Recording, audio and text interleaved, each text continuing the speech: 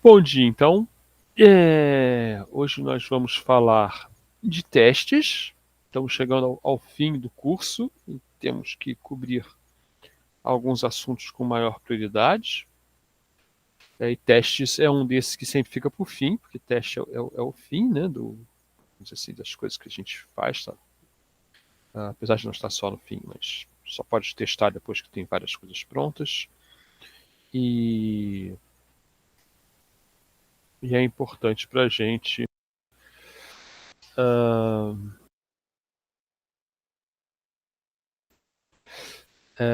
é importante para a gente tratar desse assunto. Eu creio que a professora Ana Maria, depois, ela dá uma cadeira só sobre testes. Ok. Então, como vocês podem ver, nós temos muitos tópicos a serem tratados hoje. Faltou aqui escrever a agenda em algum lugar. E já temos um erro aqui, então eu vou fazer uma pequena correção. São muitos slides. Opa, já tem uma besteirada aqui que eu tenho que corrigir.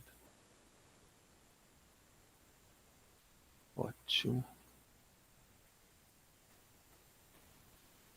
Acho que só.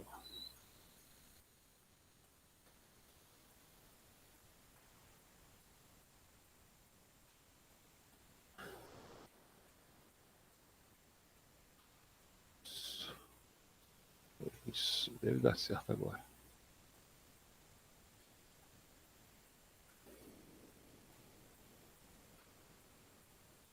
A gente vai começar a falar da definição. Bom, ok. Então, para que servem os testes, né? As pessoas geralmente pensam que o teste é para mostrar que o programa está certo, né? E, na verdade, não é bem isso, né?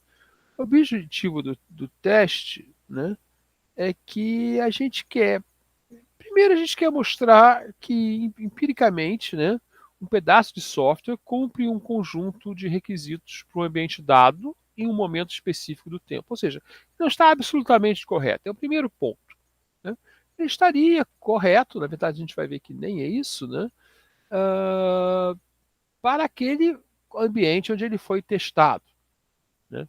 E nós temos, além disso, nós temos duas tarefas a fazer, né? A validação e a verificação, né, do comportamento do sistema durante o teste, né? A gente vai mostrar isso também. E o verdadeiro objetivo do teste é encontrar as falhas, né, encontrar os defeitos, e a gente vai ver que essa nomenclatura também é importante, né? É uma técnica dinâmica, existem também técnicas estáticas de teste, que são considerados teste por algumas organizações ou alguns autores, alguns outros chamam de outra coisa, né? E a gente vai ver como isso funciona. O Pressman diz que testar é o processo de exercitar um programa com a intenção específica de achar erros antes de entregá-lo ao usuário final, né? Então, essa observação é interessante, né? Inclusive, a gente tem o famoso, né, Knut, né, que diz o seguinte, né, ele diz que você tem que torturar o software, né? Então, lá no Tech, né, que é o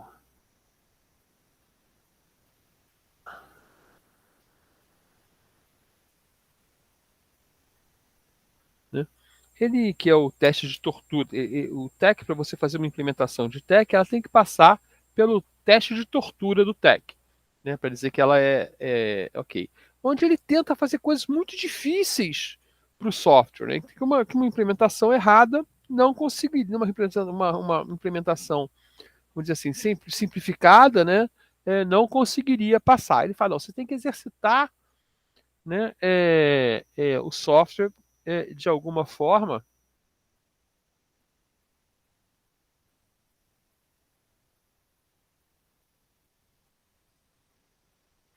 né? Você tem que exercitar, exagerar na forçação de barra, né, para garantir que o sistema está funcionando. Para I3E é o processo de analisar um item de software para detectar as diferenças entre as condições existentes e requeridas, né, e desejadas para avaliar as funcionalidades do item de software. Okay?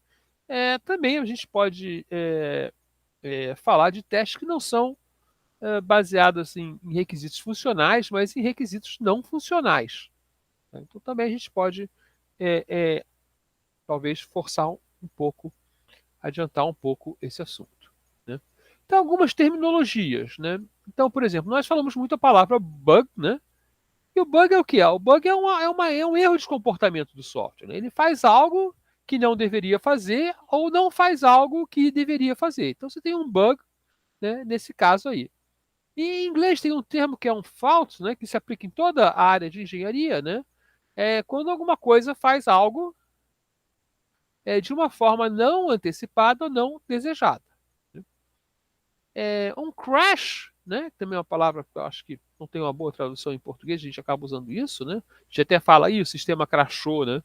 É, é uma falha, que é uma coisa específica, até completa e repentina de um sistema computacional ou um componente desse sistema.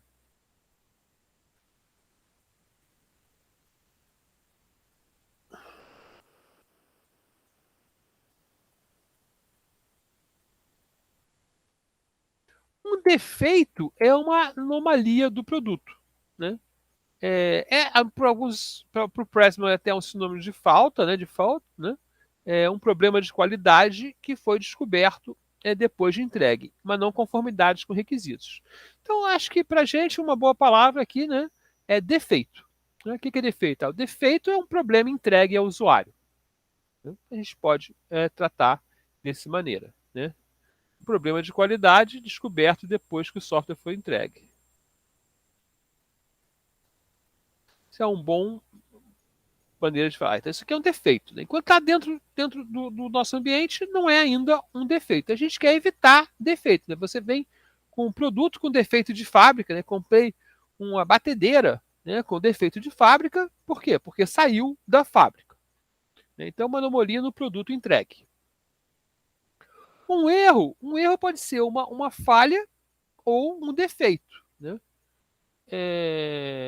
E o erro ele é descoberto antes do software ser entregue. Né? A diferença, então, mas um erro vai virar um defeito. Né? Isso aí é importante entender. Né?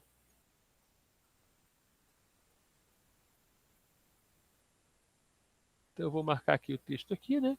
E vou chamar mais atenção ainda a esse pedacinho aqui, né? Do antes. Né? Uma exceção é uma coisa que causa a suspensão da execução normal do programa. As linguagens de programação até tratam de exceções, né? Que inclusive há uma prática de como as exceções devem ser tratadas. Né? Alguns programadores usam exceções como um artifício de programação que não é o ideal. Né? A exceção a gente deve usar para exceções. Né? E aqui a nossa questão daqui da falha. Né? Que é falha? Falha é o efeito observado no mau funcionamento. Mas também eu posso ter efeitos colaterais, né? Que é quando você, um pedaço do programa, altera de maneira errada, né, o comportamento de outro pedaço do programa. Né? Geralmente são problemas de acoplamento. Né? Aqui tem uma medida, né, que chama. Não é uma medida, é uma avaliação, né? Acoplamento. É quanto um módulo está ligado, né, com outro módulo. E a gente busca o acoplamento, né, zero. Né? Ou seja, se cada módulo for totalmente independente do outro, né, é, é muito mais fácil você controlar que o programa todo está funcionando. Quando você começa a usar, por exemplo, variáveis globais, né, já é um risco. Né?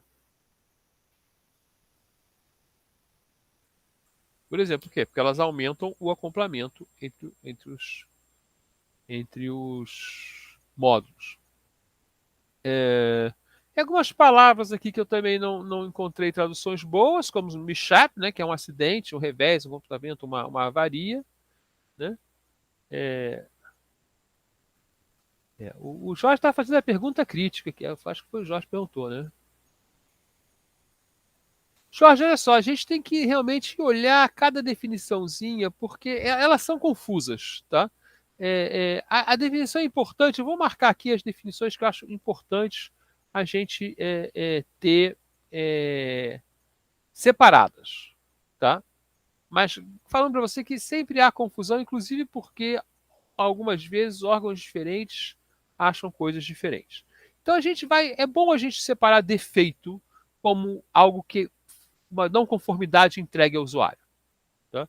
Então esse aí mas você vai encontrar gente na indústria falando defeito em casa, porque a gente usa essas palavras na vida real, né? Na vida comum, vamos dizer assim. Né? Mas, assim, tecnicamente falando, é bom ter essa visão que é defeito quando é entregue ao usuário. Então, o objetivo do teste seria, né,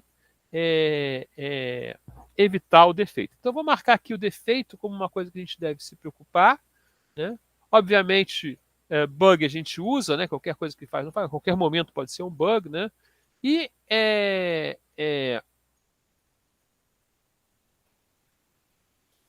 vou marcar aqui o erro, né? Com essa sensação. Um erro pode levar a um defeito, certo? Então a gente vai marcar aqui um erro como algo que você descobre antes, né? Mas muitas vezes acontece. Né? Falha, tem né? já vendo aí, parece mistake. O mistake a nossa palavra mistake é erro ou defeito, né? Mas é ação humana. Né?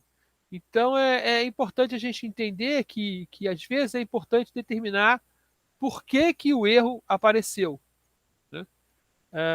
Então o mistake causa o fault, né? Causa falta ou defeito para a gente também. Olha só que confusão em português, né? Que vai se transformar num erro ou num defeito. Então a gente poderia dizer que tem essa sequência. E a gente pode trabalhar assim: o erro é um defeito, um problema interno, o defeito é uma percepção externa do programa, erro ocasiona defeitos, né? E a gente tem essa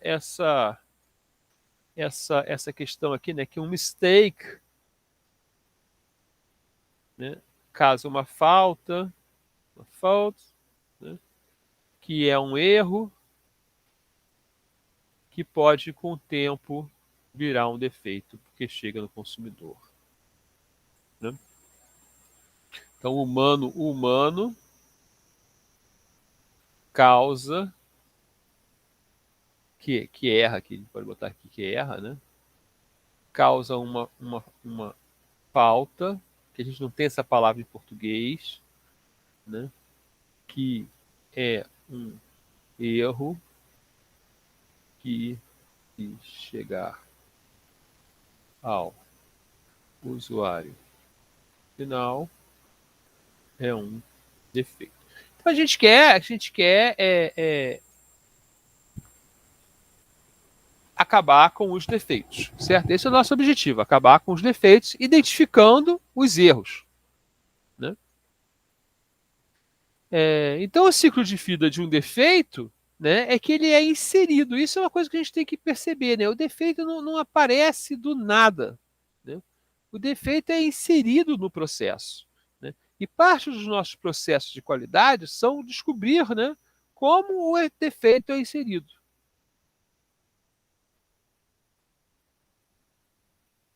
Né? Isso aqui a gente vai lá, né, na qualidade do processo. Né? Então, parte da nossa construção da engenharia de software, né, é para atender, né, para diminuir a inserção de defeitos. Né? Como isso é feito? Bom, por exemplo, né, no início, né, com o advento das linguagens de programação. Aí fala, vamos tirar os GoTools das linguagens de programação. Por quê? Porque o GoTool ele é muito enviesado em direção a gerar defeitos. GoTo gera defeito. Então, quando o código fica... O código espaguete, né, é um código que você acaba inserindo defeitos. Quando você é obrigado a programar de forma estruturada, e hoje em dia nós somos obrigados a programar de forma estruturada, né, a gente diminui a quantidade de defeitos inseridos. Quando você organiza o nosso código, né, quando a gente organiza o nosso código em, em módulos, né, baixamente acoplados, né, em classes, por exemplo, né, e coloca interfaces fixas para as classes, a gente também diminui a inserção de efeitos. Depois a gente tem que detectar, né, os nossos erros e defeitos.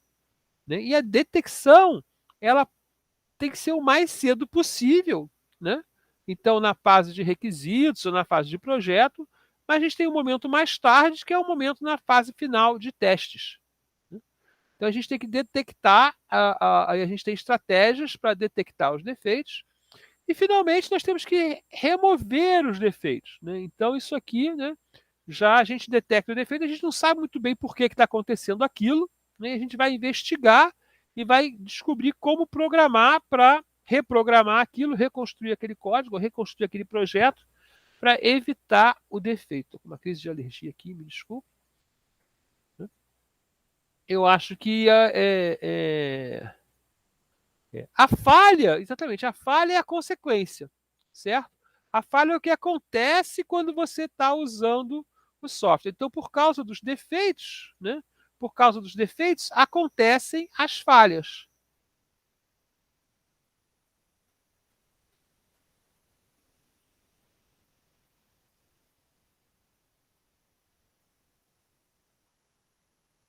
Né? Na fase de teste, por causa dos erros.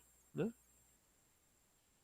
Então, como a gente vê aquilo acontecer, é a falha, né? Principalmente em operação. Falhou em operação, e essa falha pode ser um crash, né? Que estraga tudo. Né? Acho que é o que eu consigo organizar, né, dessas definições que são realmente confusas entre si, mas principalmente confusas por causa do tratamento das palavras como sinônimo, tanto na língua inglesa quanto na língua portuguesa, né, e a dificuldade de tradução dos padrões de um lado para o outro. Então, a ideia básica, quando a gente faz o nosso processo de teste, é aceitar que a gente não pode provar que o programa está correto. Principalmente porque a probabilidade mais alta, né, infinitamente grande, é dele não estar. Né? Você sempre vai reduzir, né, a quantidade de erros. Então, o nosso objetivo é encontrar o problema e, principalmente, encontrar os problemas mais graves, né, mais críticos, né, registrá-los, né, para depois corrigi-los. Okay? Então, a gente vai ter sempre o programa todo aqui. Né? Nesse programa vão ter problemas. Né? E a nossa expectativa é que você ache, né, uma quantidade de problemas encontrados. Né? Inclusive, existe uma técnica de teste, né, que você pega o seu programa, eu vou botar aqui, teste por mutadores. Como se fosse mutantes, né? Tá mutantes aqui, vou botar entre aspas. Ou mutadores. Que é o seguinte, você pega o seu programa com X erros, onde X é desconhecido. Aí você passa ele para uma máquina, esse é os símbolos, né, que insere erros. Inserir erros. Aí você tem um programa com X mais Y erros. X ainda é desconhecido e Y é conhecido. Tá? E aí você testa, testar e ver quantos erros de Y você encontra. Então você fala, se no Y eu encontrei 90%, implica em que no X eu devo ter encontrado algo em torno de 90%, certo? Então isso é uma técnica interessante, né? Você pode imaginar várias preocupações, mas que já foi feita por aí. Né? Então você quer encontrar os problemas e você quer, na verdade, também ou os erros, né? Ou as faltas, né? E você quer também ter uma certeza que você encontrou uma quantidade suficientemente alta de problemas para os defeitos serem mínimos. A verdade é que a gente não tem como testar um programa completamente, certo? Por quê? Porque você não pode testar todos os caminhos. É por isso que alguns programas funcionam durante algum tempo, né? Até longo, e daí dão um erro, porque você vai aumentando a quantidade de caminhos, né? Você não pode testar nem todas as entradas válidas, nem todas as entradas inválidas. Né? Imagina que você vai pegar um programa, né? E você se propõe, né? Eu vou fazer um programa que soma dois números, certo? Você pode testar todos os números que existem no mundo para ver se o programa vai acertar com todos os números? Né? Não, não vai conseguir, certo? Porque a quantidade de números é infinita. Né? Aí você fala, Chechel, mas eu posso talvez testar todas as representações reais possíveis em no I3E 754, que é o padrão de representações reais, né, em float e precisão simples e precisão duplas. Né? Então tá bom, tenta, né? Aí você vai lá, tá. Quanto tempo isso vai demorar, certo? E aí eu vou falar, agora tudo bem, você testou no seu computador, agora vamos botar num computador com outro chip.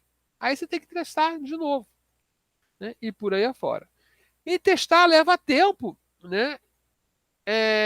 Para testar as coisas realmente importantes, não soma de dois números, né? E para testar menos do que gostaríamos, né? E normalmente o seu tempo de teste, porque você tem um projeto, né?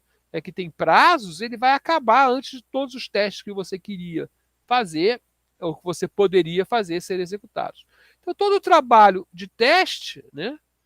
Implica num planejamento, né? Planejamento de que testes fazer. E eu dou outro passo adiante, né, falando de uma coisa que se chama teste regressivo. Então, teste regressivo, eu estou agora também adiantando, fazendo flash forward aqui no curso, né, é o seguinte, né, sempre que você cria um novo teste por causa de um erro ou defeito, você vai testar sempre esse novo teste. Isso aí tem impacto muito grande, né, nas modificações sucessivas de um programa de manutenção. Né? Então você tem um programa lá, né, com alguns defeitos escondidos, um dia um defeito aparece, né, e aí o cliente reclama, e aí você tem que criar um teste para repetir, né, a falha que aquele defeito causou. Né? Veja só que é interessante, porque você não sabe se está realmente achando o defeito original que o cliente viu, você está só recriando a falha, né? E eu acho que vou ter que fazer um slide para isso. Né? Vamos lá, vamos tentar fazer um slide para isso. Meu raciocínio aqui está, né, tá ficando complicado. É na minha cabeça. Né? Então vamos lá, o layout aqui. Né? Falha, defeito, bug, teste. A minha ideia aqui é a seguinte, né? Em operação,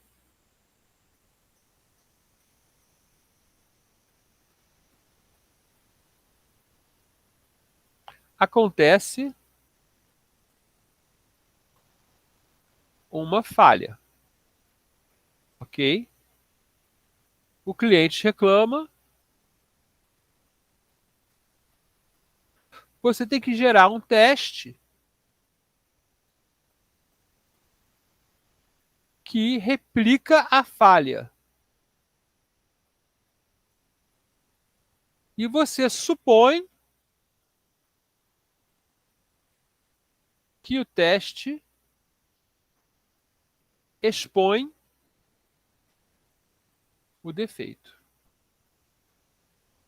Ok? Concordam comigo? Que pode ser que você tenha encontrado apenas outro defeito que faz a mesma falha. Né? Dá um okzinho aí para mim, dá um joinha aí para mim. Aí, o que você faz? Bom, aí você tem que, né? Você expõe o defeito, aí você tem que, né? Opa, estou fazendo o desenho errado aqui. Vou apagar para não atrapalhar a gente. Você tem que criar, né? Uma nova versão corrigida do programa, né? Criar novos testes, adicionar os testes ao, vou botar aqui, pacote de testes. Aí quando acontece, aí passa o tempo, né? Passa o tempo, tá. Se há outro ciclo desse aqui, se há outra correção, né, você vai testar todos os testes. Aqui também, né? Testar todos os testes. Para evitar que uma correção, né, cause um erro, né, num programa anterior. Jorge, eu não tenho agora um exemplo. Aconteceu isso em projetos meus, certo? Eu não tenho um exemplo que eu me lembre aqui assim, todos os detalhes. Eu me lembro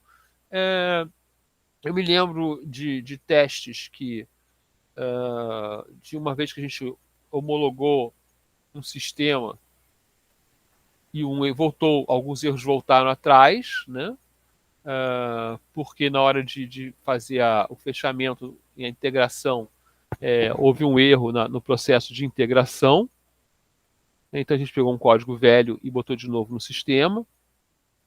Num computador de um programador tinha um código velho ainda, né? E eles não usaram bem lá o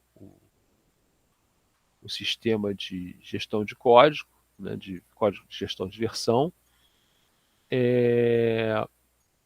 Eu não me lembro de um exemplo específico, mas eu me lembro que sei que aconteceu, né? De a gente achar o defeito errado. Geralmente, muitas vezes no processo de debug você acha inclusive outros defeitos, né? Outros erros no código além daquele. Isso acontece muito. Né? Tipo, deu erro porque o cara botou um número negativo, mas se ele botasse um número ímpar, sei lá, também daria erro.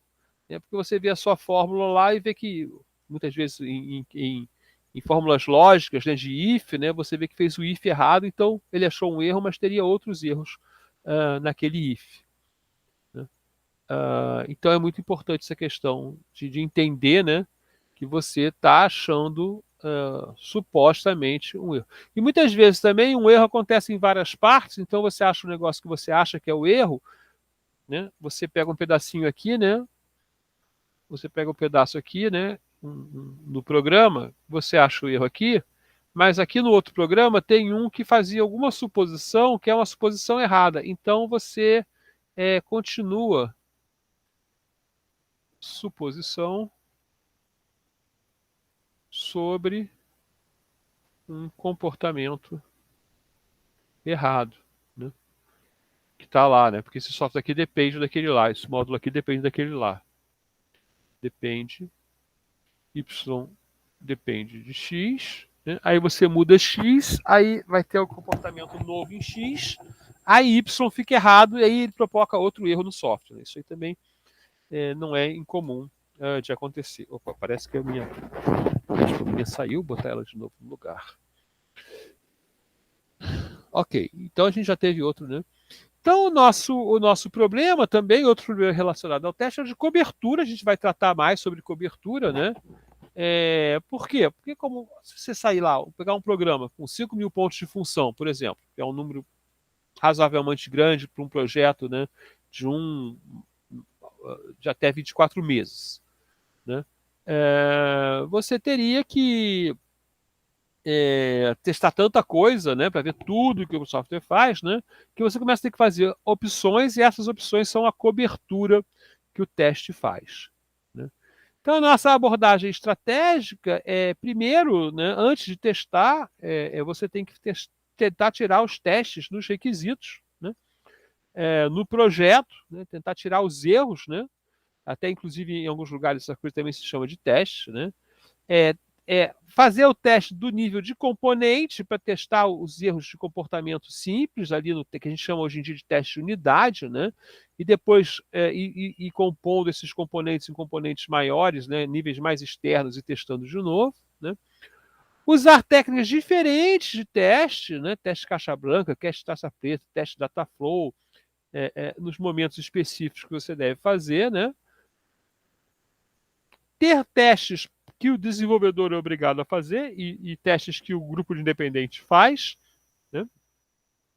E aqui, hoje em dia, né, testes de unidade, né, são muito importantes, né, e testes e test-driven development, né? Isso aqui é muito importante, né, até para organizar a cabeça do desenvolvedor. Eu participei como num projeto, até com um projeto final, né? Geralmente isso não está mais no meu nível de trabalho, né, gente? Eu trabalho no nível muito mais de gestão do projeto, então as pessoas que fazem o teste. Mas no projeto final eu combinei com o aluno que ele faria testes, ele criaria alguns testes no processo de unidade, né, e de comportamento até geral de test-driven development, no sentido de test-driven development.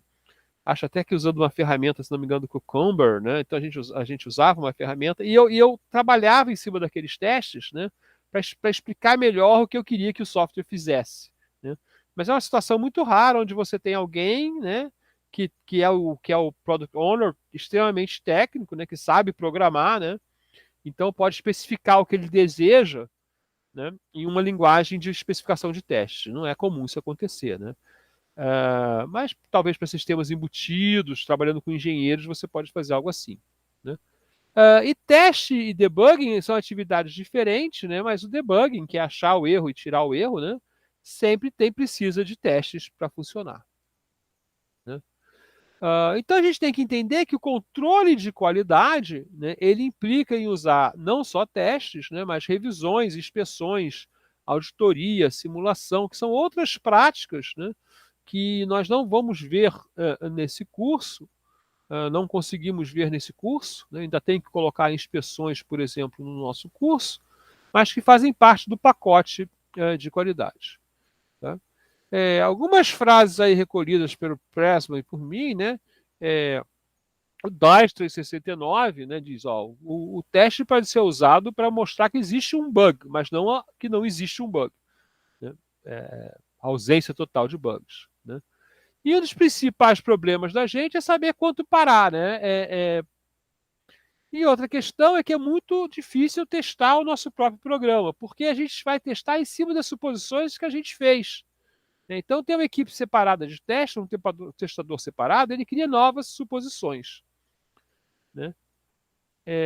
Outra coisa tem relação a, acho que isso é do Dyson, todas essas falas são do Dyson, mas podem ser do Pressman também, né?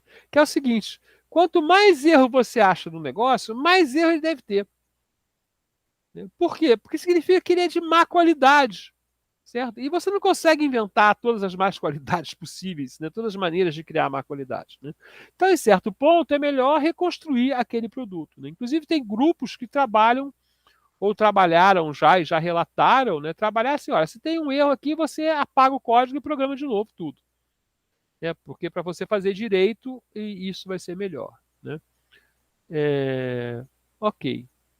Então, apesar dos testadores ganharem menos no mercado, né, o Myers fala que teste é uma atividade extremamente criativa e desafio intelectual, né? Obviamente que testadores de software que levam a vida problemas de vida humana, né, devem ser muito mais respeitados do que testadores de interface com o usuário e coisas assim, né? Porque aí você realmente tem que pensar como evitar que as pessoas corram riscos, né? E quando você está testando lá se o botão funciona quando você aperta como você quer, né? Para salvar ou não salvar no banco de dados, é uma atividade, talvez, a gente possa dizer, bem mais simples, né? Então, muitos grupos tratam o teste como um projeto dentro do projeto, né? Então, tem lá o grupo de testes, que vai a partir dos requisitos, né? E a gente falou lá do processo em V, né? E do processo em W, né? Onde as especificações, né? E o projeto geram testes, né? E a codificação, né? Então, a gente tem essas versões aí dos processos que veem isso como uma coisa importante, o tratamento dessa geração de testes, e que é realmente importante e vão sendo tratadas de maneira cada vez mais sofisticada, né, nos métodos, inclusive o Test-Driven Development é de uma sofisticação muito grande, né? E nos testes, o que a gente tem? Bom, a gente acha erros, né? A gente pode dizer, olha, quando entra essa coisa, sai aquilo ali que é mais ou menos o requisito, que é o requisito, né? A gente pode testar o desempenho, né? Se eu faço no tempo adequado, né? E passar nos testes é uma indicação de qualidade, né? Inclusive, muitos softwares que nós temos open source aí, eles têm erros em aberto, né? Que tem lá um teste que testa o erro e dá vermelhinho na tabela. Tem umas tabelas assim de erros, né? Que você pode acessar e você vê, olha, esse erro aqui não foi tirado ainda, né? Inclusive em softwares bastante antigos. Eu outro dia eu não descobri, mas eu dei com né? Eu peguei um erro no LaTeX, né? E aí eu fui relatar o erro, aí descobri que tinha relatos semelhantes, mas o meu erro não era exatamente as outras coisas. Então eu descobri um defeito, né? Eu descobri um defeito causado por uma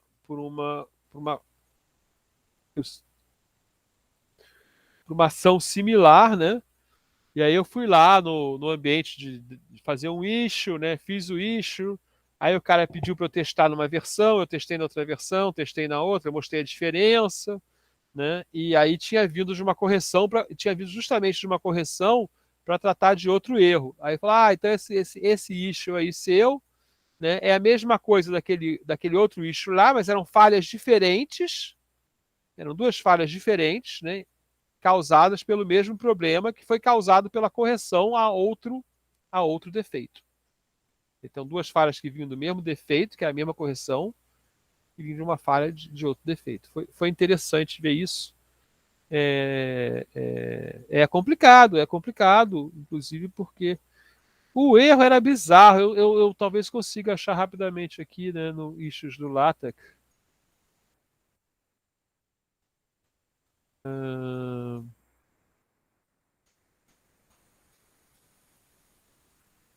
Mas agora vou gastar muito tempo. Depois eu boto lá no WhatsApp para vocês verem. Eu tinha isso relatado na outra, eu mostrei isso para a turma eu estava dando aula de engenharia de software, né? Aí eu acho que eu mostrei para a turma. Nas normas ISO 12207, nós temos vários processos, né, do desenvolvimento de software, do processo do ciclo de vida de software, que buscam resolver, né, a encontrar esses erros, né? E essas duas coisas, né, o processo de verificação, então isso aqui é uma coisa muito importante saber, né? O que é verificar? Eu repito isso várias vezes durante o curso, né? É ver se a gente está produzindo corretamente o produto, né? Então, certos testes, eles são baseados na especificação do programa, né? Você lê uma especificação e diz, olha, eu vou aqui testar dessa maneira, né? Mas outros testes, né, são testes de validação, né? E eles têm que funcionar no ambiente real e confirmam que o software serve para ser usado, né? E significa que você tem que satisfazer não só os requisitos, né, mas também os usuários, né? Você tem que isso é diferente, isso é ver se estamos produzindo o produto correto, né? E a ideia aqui é simples, né? Que você pode fazer se você não tem o produto bem definido, né? Você está de fazer produzir corretamente ou o produto incorreto. Então, ver se o produto é o produto correto é validar, ver se você está fazendo corretamente é verificar. E verificar é sempre contra uma especificação, certo? Então, geralmente, os nossos testes são verificação. Porque a gente olha, ó, eu estou sabendo que eu devia fazer assim, então eu fiz um programa e saiu assim passou no teste. Né? Mas pode não estar fazendo o que o usuário realmente queria. Né? Então, vê que essas coisas são diferentes. Quem testa? Né? O desenvolvedor testa, né? Ele testa num foco orientar a entregar, né? Ele tem uma filosofia, olha, tem que entregar esse programa. Né? Isso melhorou um pouco com o desenvolvimento orientado a teste, mas as pessoas falam, olha, o programador, ele testa gentilmente, né? Ele vai lá, né? E ele especifica o que o programa deve fazer, né? O testador é o contrário, o testador ele quer provar que o programa está errado. Né? Então ele está orientado não para entregar, mas para manter a qualidade, né? E ele vai tentar quebrar o sistema. Então, muitas vezes, o testador tem até truques, né? Ou regras, né? A seguir, certo? Para conseguir quebrar o sistema. Né? E um programinha simples, tem uma história famosa de um programa que foi provado válido. Né? Então, no início, né, da computação, né, se discutiu muito como provar que programas eram válidos. Né?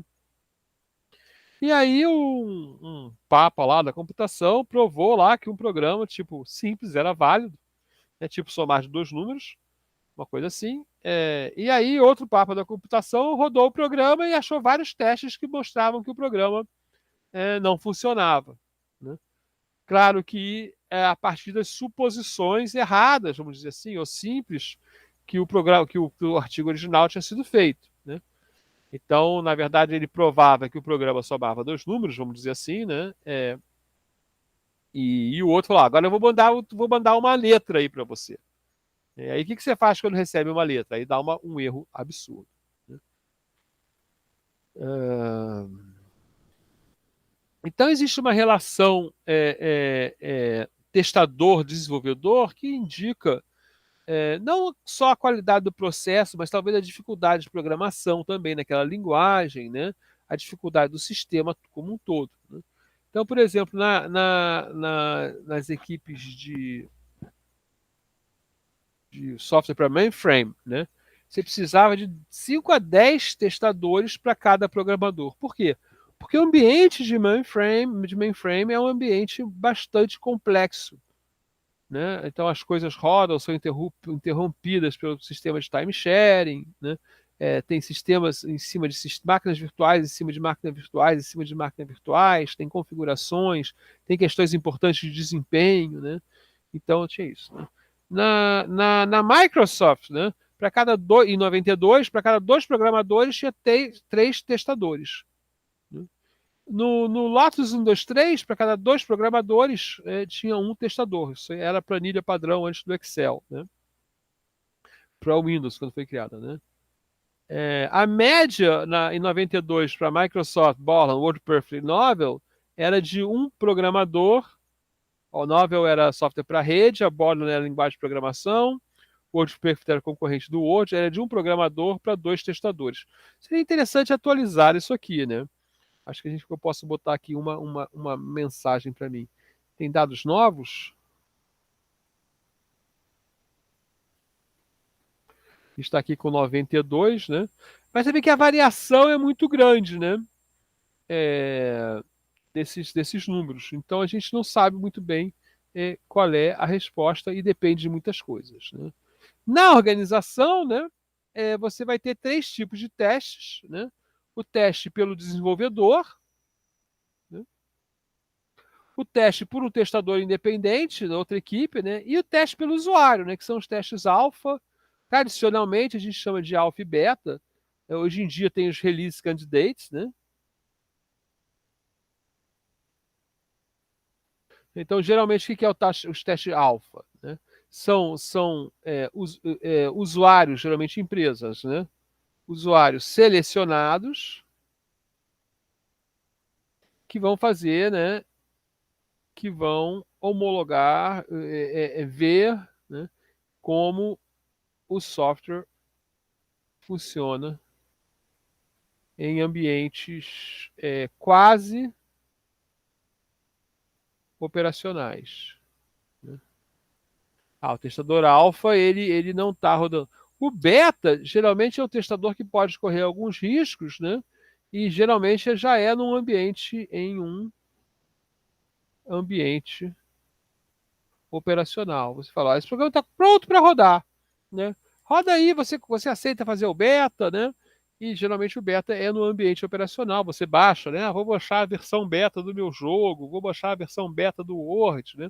Você tem uma vantagem, talvez um serviço que tenha sido feito, né, para um usuário como você, né? E você aceita trabalhar, né? A gente vê release candidates muito aí no Linux, por exemplo, e as pessoas, só vou entrar na release 3, na RC3, na RC6, né? Em linguagem de programação também, né? Vou lançar aqui a release candidate dessa versão da linguagem, né? Aí algumas pessoas, então vou testar todos os meus programas na release candidate 1, mas não vou compilar com eles. Vou só ver se compila, né? Não vou usar essa cópia. Aí depois na release candidate 3 você começa a usar nos programas mais simples. Aí depois na release candidate 6, na quase última, que você sabe que não tem quase bug, né? Você já começa a usar. E tem gente que só usa as versões estáveis. Não, tem um sistema crítico aqui, né? A gente, quando eu tinha empresa, seguia muito essa regra. No operador, no sistema de operação, só roda versão estável, né? Mas a gente muitas vezes fazia outras coisas, né, nas versões de teste, release candidate de nível alto, coisas assim. Lembrando sempre, né, que a maioria de vocês tem pouca experiência nas empresas, né? As empresas são muito mais conservadoras, né, do que nós somos no nosso ambiente de casa, né? Porque o negócio delas pode ser prejudicado, né, por um erro simples. Então tem muita norma aí e aspectos legais sobre testes e como fazer testes, né? ISO 9000, ISO 25000, documentação de um teste do sistema, procedimento de teste de unidade, muitos livros também de teste, né? Isso é muito importante saber testar, né? Muitos livros de Test-Driven Development, né? Isso aí é bastante importante. Ferramentas de Test-Driven Development, ferramentas de automatização de teste. Então,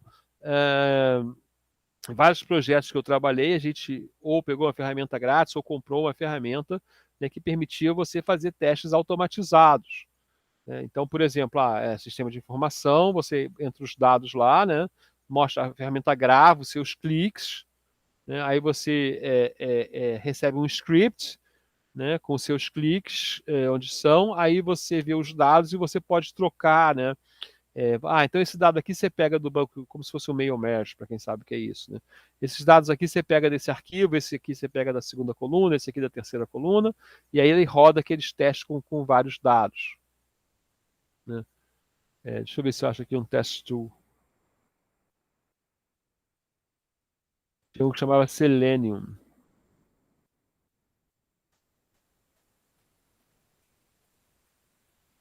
Vamos ver aqui. Aqui eu tenho o link para o Selenium.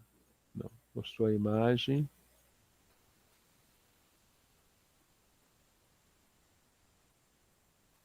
Então, Selenium, né, é um software que automatiza o browser, né? E você usa ele para fazer testes, né? Então tem uma IDE lá para trabalhar, tem uma linguagem de script, né? Tem várias maneiras de trabalhar. Isso aí, eu usei muito isso aí. Quer dizer, eu nunca usei, né? Mas já mandei usar, já mandei usar muito isso aí, né?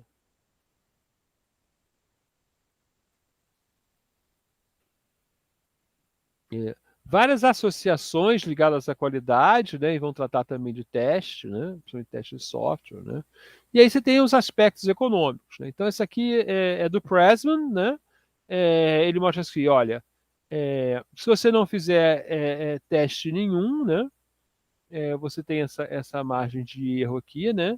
Se você fizer teste testes com 100% de custos aqui, né? Você vai ainda ter provavelmente aqui 1% errado, né? Mas você aqui sai com 0,25% dos resultados errados, né? Programas errados saindo, né? Saem de 6 para 25%. Né? E lembrando que quando você muda, você pode inserir outro erro, né? E essa curva de qualidade do software geralmente é assim. Né? Quanto mais esforço de teste, menor a quantidade de erros, menor a probabilidade de erros acontecerem, né? Na verdade, aqui defeitos para a gente, né? Mas essa curva aqui embaixo, né? Ela é uma curva que não zera nunca nos nossos gráficos, mas essa curva aqui, ela sobe muito rápido depois de certo valor, né? Então ela começa, tá vendo? Ela começa uma curvinha aqui, mas depois ela começa a subir. É muito rápido. Lembrando que essa escala aqui, né? Essa escala aqui é exponencial aqui. E a de custo também, né?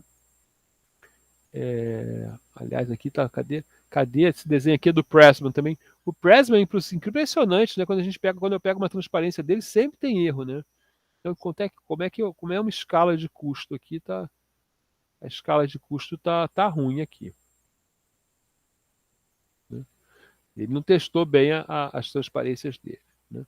Em matéria de abordagens, né, o Pressman também, acho que esse aqui do Pressman também apresenta, né, a diferença aqui que você tem, né? Se você tem testando em um PC, né, aquele programa que você vai fazer, você pode trabalhar com tentativa e erro. Né? Se você vai para um mainframe, fazendo software mainframe, você tem que testar todos os diálogos, né? E se rodar, ou se o programa é em batch, né? Ou seja, se não tem diálogo, você só manda rodar algo, né? O testback. Depois você tem que testar o sistema todo, né? E depois um teste de aceitação ao vivo. Né?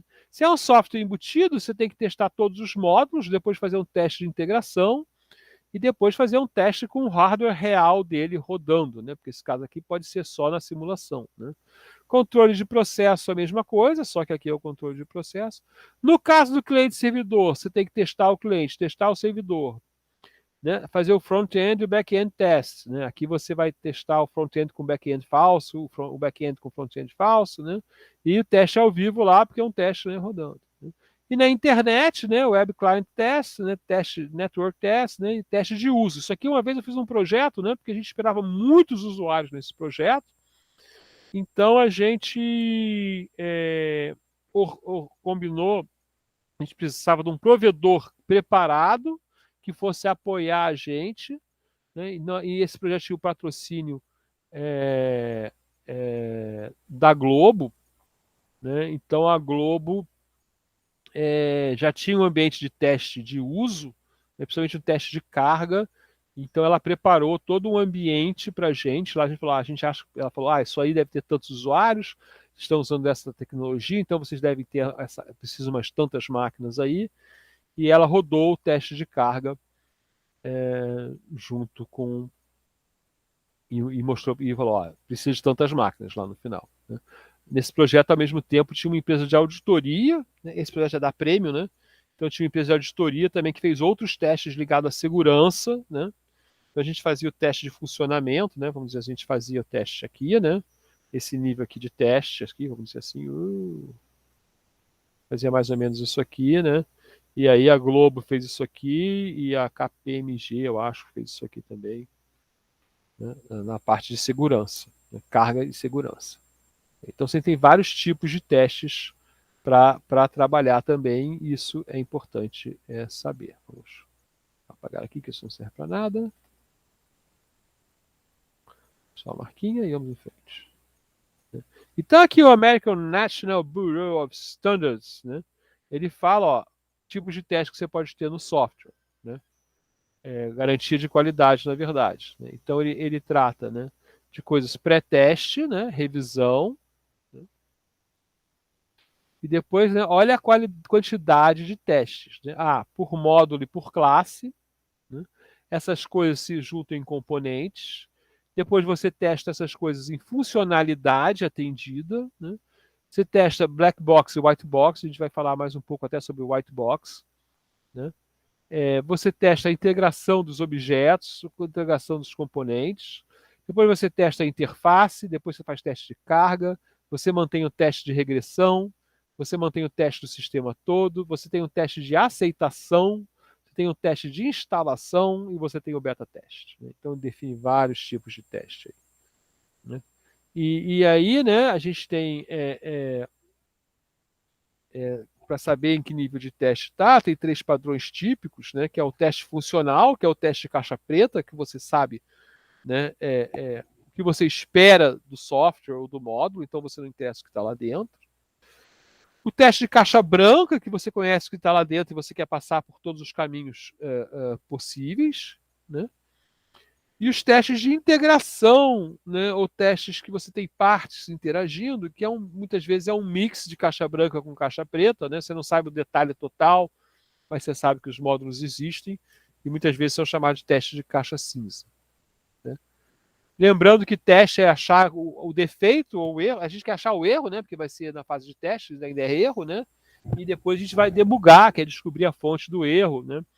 E corrigir esse erro. Então, é um processo diferente. Né? Cada teste, então, ele é feito contra alguma coisa. Né? Essa coisa que você joga é o Oracle. Né? O que é o Oracle? É o oráculo. Né? Então, o oráculo é aquele cara que sabe o futuro. Né?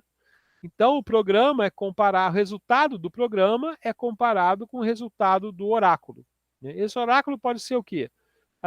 Geralmente ele sabe os dados que estão numa tabela, né? Porque a única maneira de você, se você fizer outro programa que gere o oráculo, né? Esse programa pode estar errado também. Então, geralmente você tem o seguinte, para essas entradas aqui eu tenho essas saídas. É basicamente uma tabela, né? Que às vezes você coloca ela no programa na mão, né? Às vezes você tem realmente uma tabela onde você vai pegando os dados, né? Mesmo no banco de dados, num arquivo, você vai pegando os dados que você vai usar para testar. Né? Mas é interessante é que o Oracle, o oráculo, né, ele não faz a conta. Né? Tem que ser coisas que você sabe, né, que você fez a conta fora do sistema e que você considera que aquela conta está certa. Né? Então você usa para isso, né, especificações, manual do usuário, programa já existente, perfil operacional, várias coisas aí para trabalhar. Né? Basicamente, para cada teste, né, você tem que ter os dados de entrada e os dados de saída, né? E você vai estudar o programa, né? E vai ver quantas falhas acontecem, a probabilidade de falhas, né? E vai procurar, ó, que caminhos eu vou testar, né? Porque você pode não conseguir testar todos os caminhos, né? Quanto tempo o meu programa pode... Como você bota o teste para rodar em algum lugar, né? E você pode ter um loop infinito em algum momento, então quantos tempos as transações podem durar, né? Quais são os meus dados que eu vou testar para construir o meu oráculo, né? E quando a gente pode parar, quando é que a gente pode, ok, já tenho teste suficiente, eu posso parar. Né? Então, o sermão oficial, né, é o seguinte, olha, se você não tem objetivo, né, não tem por que fazer o teste. Né? O teste aleatório, né, produz o quê? Produz resultados aleatórios. Vou botar uns números aqui para testar meu programa. Isso aí realmente só funciona num programinha pequeno que você está testando para o dever de casa, algumas coisas assim. Né? Você tem que ser intencional nos seus testes. Né? Outro padrão americano lá, né, mostra várias maneiras que existem de testar, né, algo, tá? Inclusive considera aqui inspeções e revisões, né, walkthrough é um tipo de revisão também, né, provas matemáticas, né, auditorias, revisões, né, olhar no desk checking, que é olhar ainda, né, e review, tudo isso aqui ainda não é o que a gente chama realmente de teste, né, mas ele mostra aqui para a gente se isso aqui é manual, pode ser manual ou automatizado. Né? Se é um teste, o dinâmico seria o que realmente seria um teste. O teste teria que ser dinâmico. Né? E se é estrutural ou funcional. Né? Então trabalha com essas ideias. E aí vários tipos de testes. A gente vai, se der tempo, a gente vai falar de mais de um daqui. Né? A gente está muito longe ainda. E aí a gente vai considerar se o nosso teste é bom, o quê? Se ele tem alta probabilidade de encontrar um erro, né? Não adianta testar coisas que provavelmente não vão estar muito erradas, né? Se ele não é redundante, se ele não é simples nem é completo. Mas muitas vezes a gente realmente tem que testar algumas coisas que parecem simples, né? Então, por exemplo, né, a gente vai geralmente testar, né, para cada classe, né, se ela cria bem um objeto, né, se ela paga bem um objeto, né, esse tipo de coisa. Né? E basicamente a gente vai muito trabalhar com a questão do caixa preta e caixa branca, aqui um slide um pouco redundante com aquele anterior, né, que a gente chamaria de visão externa e interna. Né?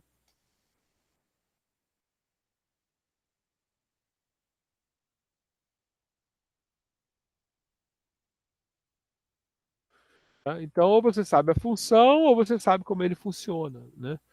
Muitas vezes, por exemplo, a equipe de teste, né, ela só pode trabalhar com teste de caixa preta.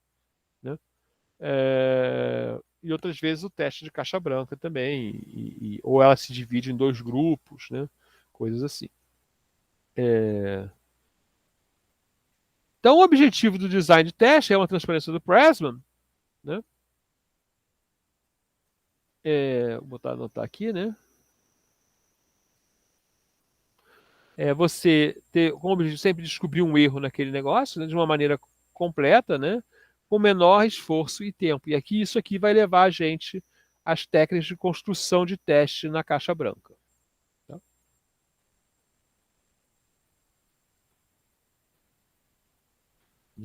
Então, olha só, vamos olhar aqui, né, esse ciclo aqui, né?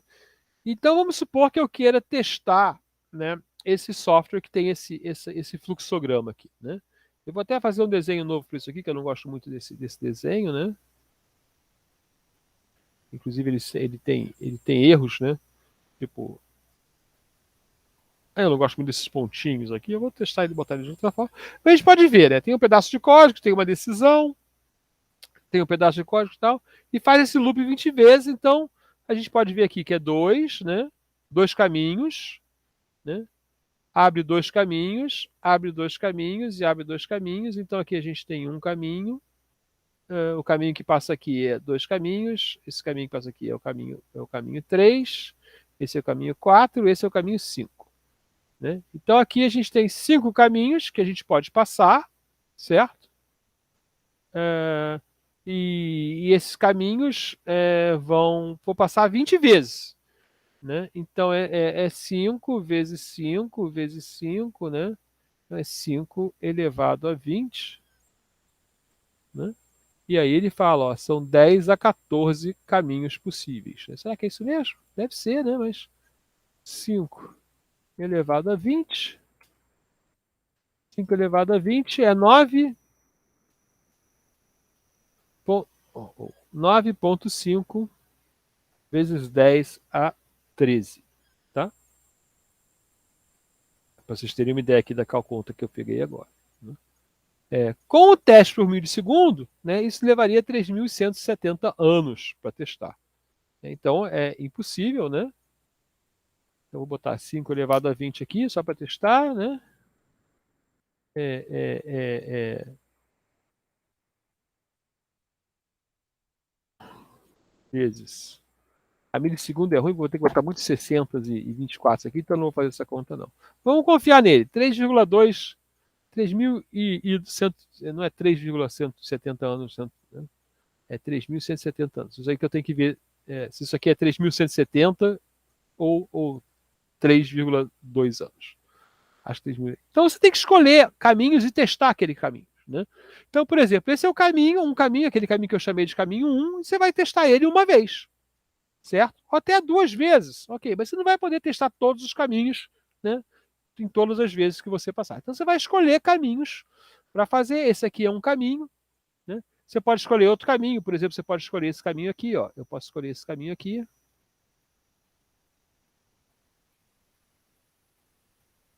Né? E você vai tentar, com esses caminhos que você vai escolher, cobrir, né, todo o seu código. Tá? Como é que é o teste de caixa branca, então? Tá? Então você quer que todas as partes do código, na verdade, todos os caminhos, sejam testados pelo menos uma vez. Né? Tem uma coisa interessante que ele fala o seguinte: né, quanto mais incomum for o caminho, maior a probabilidade de erros. Certo? Porque na verdade, porque você se preocupa menos, né? Porque como programador, você vai tratar eles de menor forma, de maneiras diferentes, né? Coisas assim. Né? E mais os erros tipográficos, né, que você às vezes tem, né, eles são aleatórios, podem acontecer em qualquer caminho. Então, o nosso passo a passo é desenhar o grafo do código, né, determinar a complexidade ciclomática, que é o número de caminhos independentes, né, e determinar o conjunto básico e preparar os casos de teste que formam caminho independente. Tá? Então, por exemplo, e o que ele fala é o seguinte: olha, a maioria dos erros, né, está isso aqui é um gráfico qualitativo ali do Pressman, que ele faz. Se você pegar o seu programa, para cada módulo você calcular a complexidade ciclomática. Tem programa que faz isso. Tá? É...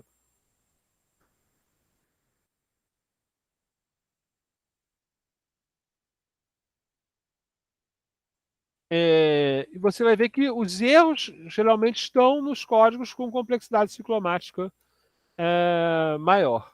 Né? A fórmula é o número de caminhos, né, setas, menos o número de nós mais 2 vezes P, onde P é sempre 1 para programa, né, se o programa for único. Né? Se você tem uma quantidade de programas várias, né, é a quantidade de programas. Mas a gente pode trabalhar, né, qual é a nossa complexidade ciclomática daquele módulo. Né? Mas, por exemplo, de uma classe, né, você vai ter que somar a complexidade ciclomática das funções. Né? Eu faria assim, né? Dos métodos, né?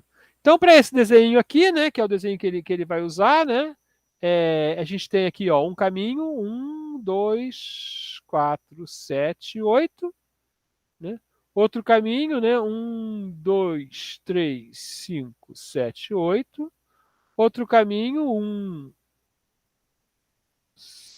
3, 5, 7, 8, mas a gente não fez esse aqui ainda, então a gente tem outro caminho, tem que ir por aqui, vai por aqui, opa, voltou.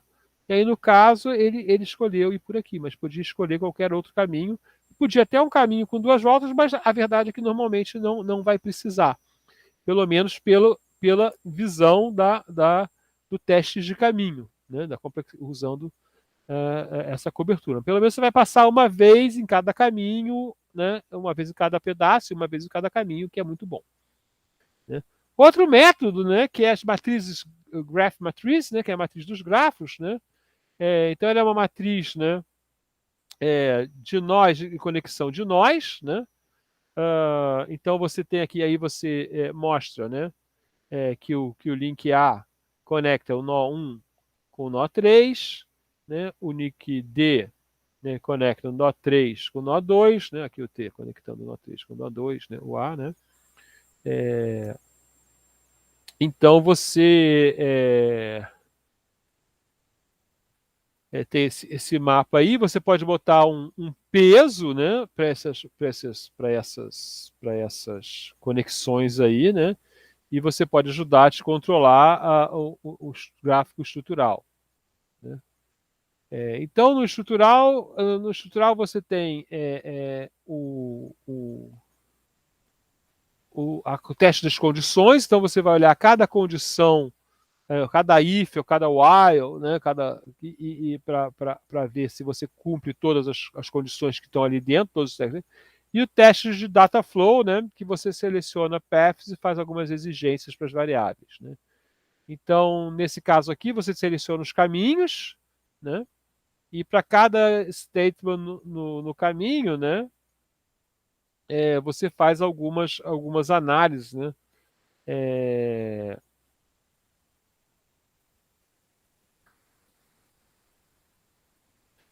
Esse teste aqui eu nunca usei, né?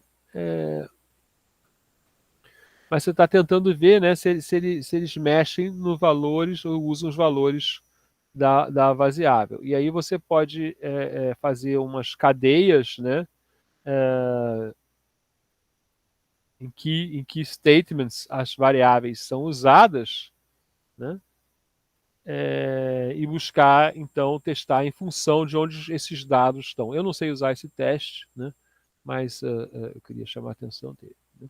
Nos testes de loops, né, você tem várias condições a testar aqui, né, e aí você vai ter regras, né, primeiro pular o loop, né, depois dar um passo no loop, dar 2 passos no loop, dá m passos no loop, né? E dá n menos 1 passos, se for o tamanho máximo de passo, n passos e n mais 1 passo. Então, ver para cada loop aqui, se eu voltar para cá, né?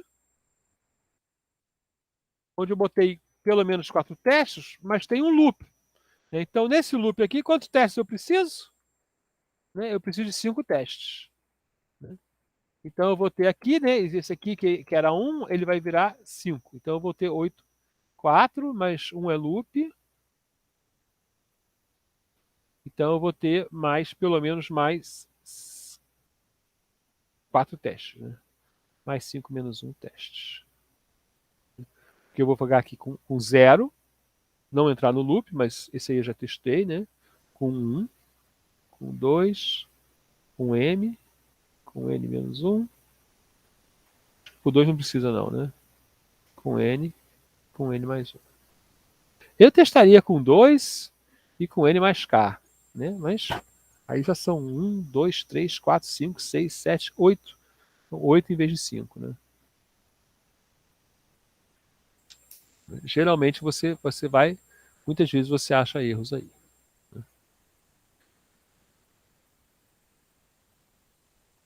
Não, tem 2 aí. 0, 1, 2, M. Aqui tem 7. Aqui tem 7 e eu botei N mais K ainda. Né? No caso de loops, nested loops, né? Você tem que começar no loop mais interno, né? E aí ele começa a dar sugestão. Teste mínimo mais 1, típico, máximo mais 1 e max para o Morse, né? Para o maior, né? Mantendo os outros no mínimos, né? Aí você sai do loop para um para cima, né? Mantém os típicos nos outros, né? Então a gente tem aqui, né? Nos loops concatenados, né? Trata cada um como um loop simples. Esse aqui é fácil. Mas vai dar uma explicação de caminho, né? Se eu tenho um loop aqui, né? Se eu tenho 8 testes aqui e 8 testes aqui, né? Eu vou ter 8 vezes 8, 64 testes, né? Isso aí já é complicado. No black box testing, você não sabe o que está dentro, né? Então você começa a testar coisas em relação à funcionalidade que você quer. Né? E aí você tem que fazer essas perguntas de como essas coisas são feitas, ok? No teste de comparação, né, você faz 2 desenvolvimentos independentes, ou a versão anterior e a versão nova. Né, isso a gente já fez em vários projetos, né, que estão substituindo. Né, inclusive, eu já participei de um projeto onde o software rodou em paralelo durante um ano, né, para fazer a substituição. Era um software que não tinha muito risco de vida, mas tinha um risco muito grande institucional, né, se não gerasse as saídas como deviam. Então, primeiro se testou com um ano passado, né? Se pegou a base de um ano atrás e se testou todos os dados, né, com a base de um ano atrás, e depois se rodou em paralelo durante um ano. Né? Mas aí estava envolvendo, inclusive, máquinas, né? A gente envolvia pagamento, então queria fazer o 13º certinho, né, na época. Envolvia talvez alguma mudança na legislação. Então a gente esse aí foi uma exigência do cliente, né? Ficar um ano com uma equipe lá, dupla, né? Porque tem a equipe do que atualizava o velho, atualizava o novo, e rodando para ver se o software ficava tão estável quanto o velho, né? Eu não me lembro quando fez o switch, né? Se foi durante esse ano, foi só no final. Depois continuou acompanhando a manutenção. Né?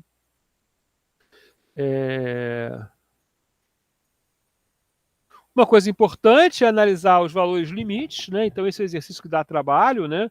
E muitas vezes esse exercício é feito na forma de uma matriz, né? E você vai lá e começa, né?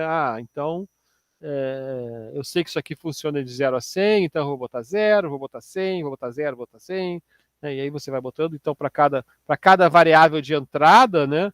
Você vai ter o valor limite, o mínimo e o máximo, né? E um valor normal.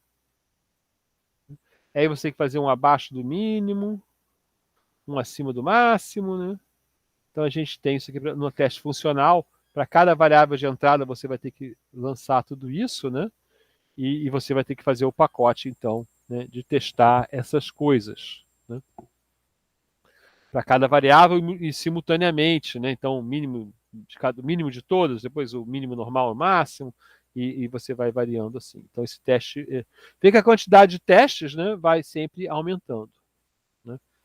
Além disso, você pode ter um modelo do comportamento do programa, né, em outra linguagem, né? Uma coisa não muito adequada, por exemplo, para executar. Né? Você fez um modelo em MATLAB, né? E agora quer implementar isso num chip, né? Então vai ter que ser em outra linguagem, né? Provavelmente a C ou linguagem de máquina, e aí você vai ter que testar contra o modelo do seu programa. Né? E aí existem também, né? Vocês já ouviram falar de software patterns, né? É isso aí eu devia falar. Talvez a última aula seja sobre padrões, né? Então não são padrões não são standard, né? Padrões em inglês ou é standard ou é pattern, né? E a gente tem aqui os patterns, vou apagar, não, e no caso está falando dos standards, né? E aí tem padrões de aplicações de testes, seria um bom assunto para a última aula. Tá? Eu vou pular aqui os tipos de erro, tá? É só uma listagem e a gente pode pular, né? É, tem aqui, isso aí a gente é de um artigo só, então a gente tem a relação do tipo de erro e com os métodos de teste, isso aqui é interessante. Você tem alguns tipos de erro, esse é um artigo, né? Você tem alguns tipos de erro, né? Erros computacionais, erros lógicos, erros de saída de dados, erros de inicialização, erros de definição de dados, né? E aí ele mostra aqui, né, tipos de teste, tá? E a chance de pegar o erro, né, por cada tipo de testes, né? Então isso aí é interessante saber que existe e que você pode investigar. Estou tentando correr um pouquinho agora para chegar aqui. Né? Então as nossas estratégias de teste começam lá, né, no teste de unidade, né? Depois vai para o teste de integração, o teste de validação e o teste de sistema. Né? Significa o quê? Que a gente testa do unidade mais pequena para a unidade mais longa, né? E no nosso software convencional são as funções e procedimentos, né? E no OO, né, vai para o método, começa no método, vamos chamar de método aqui, né? E vai para a classe, né, que inclui os atributos e operadores e implica em comunicação e colaboração entre as classes, né? Então daqui sai para composição de classes, né? Ok, componentes. Nas linguagens não orientadas a objeto, né, existe, na verdade, um diagrama, acho que ele chama de diagrama de Jackson, né, que nos ajuda a ver, né, como funciona o programa, né, e a gerar os nossos testes. Né. Um diagrama de Jackson, basicamente, é uma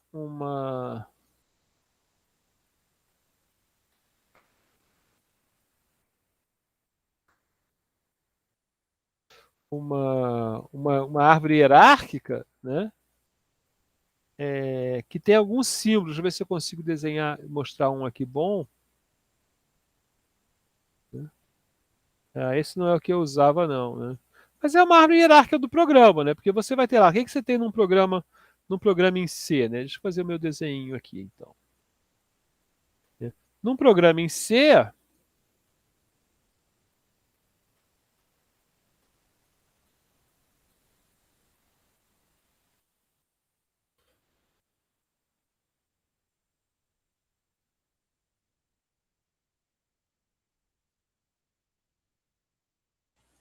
você vai ter, deixa eu ver, o diagrama de Jackson é assim, né?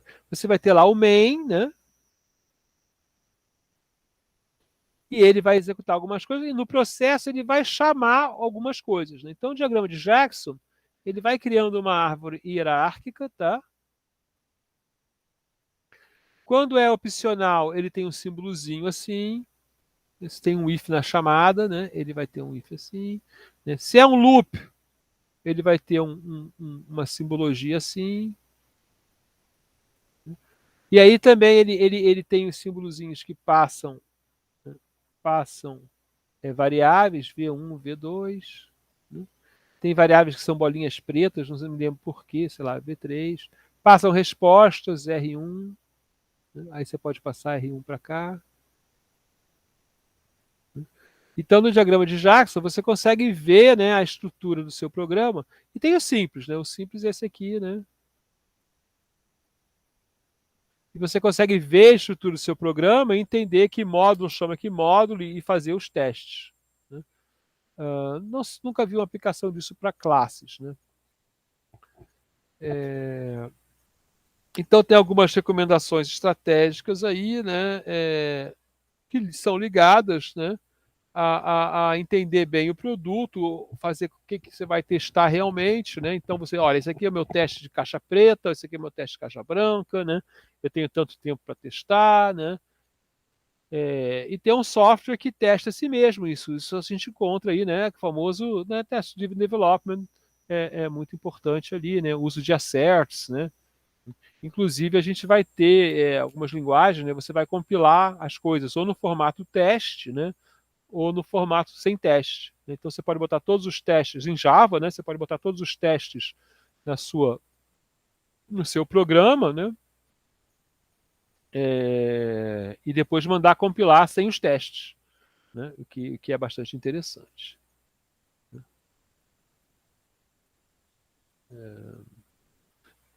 Nos testes de unidade, né? São os testes que o programador faz, né? E tem que ser pensado em quê? Primeiro na interface, né? Quais são as variáveis que você tem nessa interface de entrada, né? A interface de saída, né? Que estruturas de dados você está usando internamente, né? Fazer os caminhos independentes que devem ser testados, fazer os tratamentos dos erros que devem ser testados em caso de teste. É muito comum a nossa programação normal não tratar erros. Né? Então, por exemplo, você pegar lá, né, tem lá f, né, def, sei lá, dff de x e y, vou tentar fazer isso em Python aqui, né? Dois pontos. Aí eu tenho aqui, eu começo, né? Z igual a x mais y, blá, blá, blá, blá, blá, né? Return dado, né? Mas aqui eu não testei, né? X é inteiro, sei lá. Y é inteiro? É um número? Então tem vários testes que eu posso fazer aqui, né? Que podem ser importantes para eu garantir que minha função vai sair. Isso pode afetar o código, né? Mas eu posso aqui, por exemplo, na fase de teste, ter asserts, né?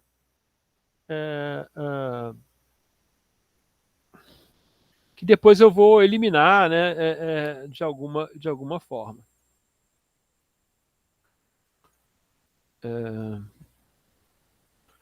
No ambiente de teste de unidade, então, você tem que ter um driver, quer dizer, com um programa que chama. Eu acho que eu tenho no último programa que eu fiz uns testes. Deixa eu pegar aqui. É no Spider que eu fiz ele, então deve ser aqui. Dá para mostrar. E eu tenho uma classe lá que eu usei, que é uma classe feita para testes. Eu não chamei o programa. Ah, não, está aparecendo aí. Então daqui a pouco eu vou mostrar aqui, né? Existem várias ferramentas, né? O XUnit, como se falam várias linguagens, JUnit, PyUnit, né? E aí você tem, eu vou mostrar agora, acho que vai aparecer, apareceu aqui, ó. Beleza. Ok. Não, não foi essa.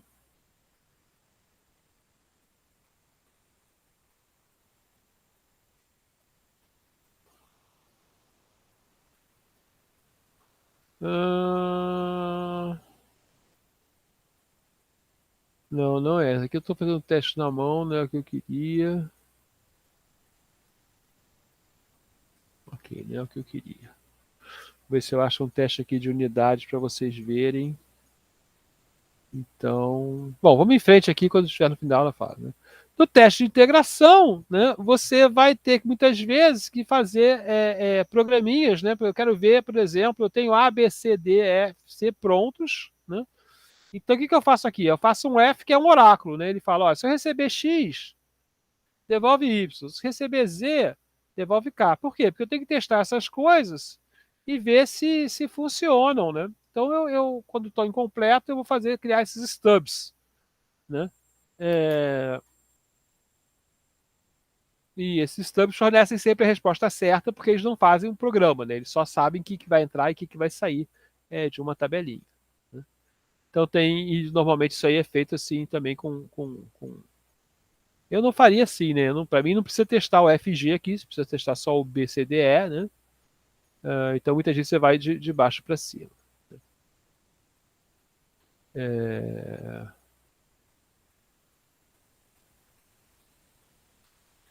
A ideia de testar build diário é uma ideia famosa já hoje em dia, a gente pode seguir em frente, né? Muito importante, testes de regressão, né, que é a reexecução de conjuntos de testes que já foram feitos, né? Qualquer alteração, qualquer mudança tem que rodar o teste de regressão, né, para não introduzir coisas novas, né? O ideal é que seja feito automaticamente. Então, teste de regressão e automação de teste é extremamente importante, né? Imagina você fazer uma alteração e fazer todos os testes de interface na mão de novo, né? Não funciona, né? Então aqui tem um exemplo de uma ferramenta de teste de testes, né, para programas, não é para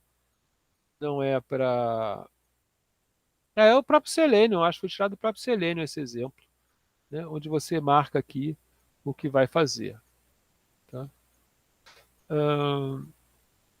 O processo de teste é a ideia de selecionar o teste, né, como vai fazer, né? Então, normalmente na fase de execução de um processo, né, sempre que você está fazendo programação, e aqui vários tipos de testes, né? Testes de unidade, já tocamos, né? Testes é, é, com atividades típicas da unidade, ok, a gente pode passar aqui. Teste de verificação de projeto, né? Que já é feito pelos testes, né? Pela parte de teste, não pelo programador, né? E vai olhar o projeto de software, né? Então testa a interface, depois testa a integração, né? E aqui eu estou passando mais rápido para a gente poder ter um tempinho, a aula está acabando, né? E aqui os vários tipos de testes que a gente vai poder ter, né? Então vocês verem que o assunto vai seguindo aí, né? E realmente não tem tempo para uma aula. Então, no debugging, o que você tem? Você tem ali o caso de teste, você olha, vê o resultado, vê as causas suspeitas, procura novos erros, né? Então, quando você acha um erro no debugging, né, você acha causas suspeitas, lembra que eu falei, né? E você deve procurar outras maneiras de gerar o erro, né, para mudar os casos de teste, né? E aí você também gera a correção, roda os testes de regressão e você vai ter um novo pacote de casos de teste. Então, isso aqui é muito importante, né? Procurar, cada vez que você acha um erro numa região, né, procurar erros adicionais para corrigir. Quando você acha. Ok. Uma coisa importante de notar é que, como o programa existe sempre algum acoplamento no programa, né? É que o sintoma pode estar diferente da causa. Então, por exemplo, se você tem um erro na entrada de dados, né? Por exemplo, você guarda na hora a gente teve erro assim, a gente em vez de guardar o, o código, a gente guardava a string, né? Então tinha lá, que tipo de viagem você fez? Viagem a negócio, viagem a trabalho, viagem para educação, viagem a passeio, viagem visitar um parente, tal, tal, tal. E a gente, em vez de guardar o código, guardava a string, né? Então, quando ia gerar o gráfico, estava esperando um número inteiro, chegava uma string e o programa, o gráfico ficava porcaria, né? Não funcionava, né? Na verdade, até rodava, porque a linguagem aceitava qualquer coisa, sei lá, era um PHP da vida, né? Mas embaixo, em vez de aparecer o 2, 3, 4, 5, aparecia um monte de string, e as strings ficavam em cima da outra, não dava para ler, né? Então vamos ver por quê. Vamos ver por quê. A causa está aqui, né? Na geração do gráfico. Desculpe, o sintoma. O sintoma está aqui. E a causa estava aqui, né? Entrada de dados. Tá? Então, esse exemplo típico que você pode ver. Então, o problema do debugging é esse. Né? Também é importante, né, entender a consequência do bug. Né? Então, você tem ali o bug leve, né? Vai sair uma letra errada, está saindo uma letra errada na minha interface, né? O bug incômodo, perturbador, sério, aí começa a causar problemas para a empresa, né? Até que é o bug que é um infeccioso, ou seja, ele passa para outros programas. Né? Então, um bug numa entrada de dados, né? Que troque. Teve um bug muito interessante no Enem da minha filha. Né? Então, foi um Enem de 3 anos atrás, eu acho. O que aconteceu é o seguinte: talvez até o de vocês. Né? Não sei se vocês estavam nesse Enem, que você consultava o banco de dados lá para ver a sua nota, né, no Enem. Não, no Sisu, desculpe, não foi no Enem, foi no Sisu. Deixa eu, deixa eu botar aqui um desenho. Né? Bug do Sisu, depois eu descubro o ano. Né? Então acontecia o quê? Você estava lá, né, no Sisu, na tela, aluno, candidato, né? Candidato X. Aí você apertava lá o botão, né, para ver a próxima tela. Sisu, aparecia candidato Y. Mudava de candidato. Né? Onde isso acontecia?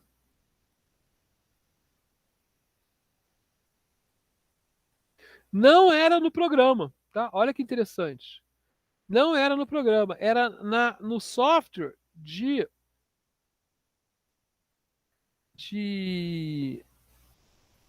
Era não me lembro. Você tinha um servidor aqui, né? Servidor, servidor. Né?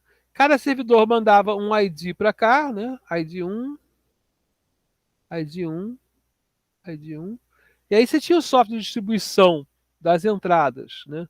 Pelos servidores que sabia, ó, o ID 1 do servidor 1 é diferente do ID 1 do servidor 2, tá? Esse software aqui devia saber isso, devia saber. Né? E esse erro não acontece se você tem pouca pessoa, tá? Porque esses IDs são números aleatórios, né? Então, se tem pouca pessoa usando, nunca tem clash, né? Nunca bate um com o outro. Né? Quando você tem muita pessoa usando, começa a ter clash, né? Dos IDs. Isso aqui é um distribuidor de carga, né? É um nivelador de carga, né? Então, eu vou botar a big do Sisu. É o bug do Shell aqui. Então, esse bug apareceu no nivelador de carga. E o engraçado é que a causa do bug, né, causa do bug, né, não setaram um parâmetro do distribuidor de carga. Só isso, simplesmente não setaram um parâmetro do distribuidor de carga, né? E o aluno viu dados do outro. Então você estava consultando lá Maria, Maria, Maria, de repente virava João. De repente você sabia, estava com as informações do João. E é claro que você podia botar o João para o curso de astronomia, né? Em vez do curso que ele queria, né? O que seria um absurdo. Né? E se você fizesse isso com o João, que podia fazer até com o Mateus, né? Porque você não sabia o que ia atualizar do outro lado. Né? Então isso aí foi grave, as pessoas começaram a reclamar. Não acontecia toda hora, né? Porque dependia da carga. E não tem nada a ver com o programa, o que é mais interessante. Né? Tem a ver só com a instalação do programa. Né? Não tem relação com o programa, mas com a configuração da operação. Não sei se foi, pode ter sido no SISU de vocês. Vocês se lembram disso? Ou num SISU que vocês fizeram, ou num TT, eu não sei o que é. Então lá você tem vários bugs, estamos chegando aqui, a carinha com choro. Eu. A época vocês podem ter feito. Peraí, se a minha filha, peraí, deixa eu ver aqui. Ano que vem, ano passado ela passou fora, 2000 e... é o SISU de 2018 para 2019. Isso. É o SISU, é o Enem de 2018 para 2019. É... E aí você tem algumas técnicas de debugging, né? Backtracking, força bruta, eliminação de causas, aí a gente pode seguir aqui, né? E a pergunta sempre é o seguinte, tem sempre uma pergunta aqui importante, que é a seguinte, né? Eu não quero falar isso aí não, eu quero falar outra coisa, né? Então eu vou criar também outra transparência, né?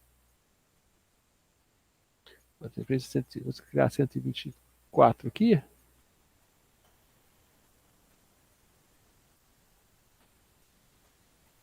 tem que 123.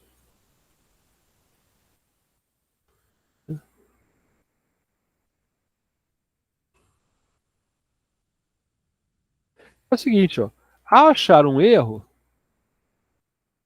procurar o motivo do erro ter sido gerado.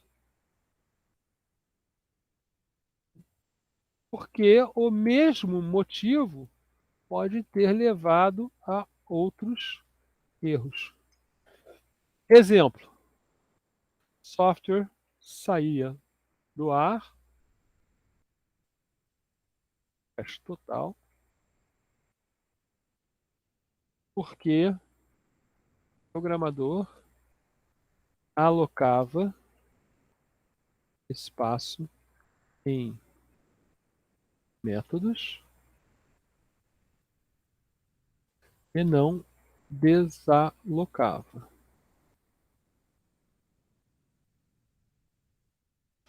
Isso aí causava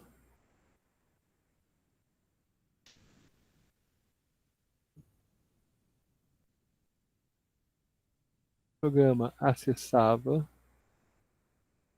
a mesma área de memória e tinha outra coisa agora. Então, quando identificado esse erro em um método,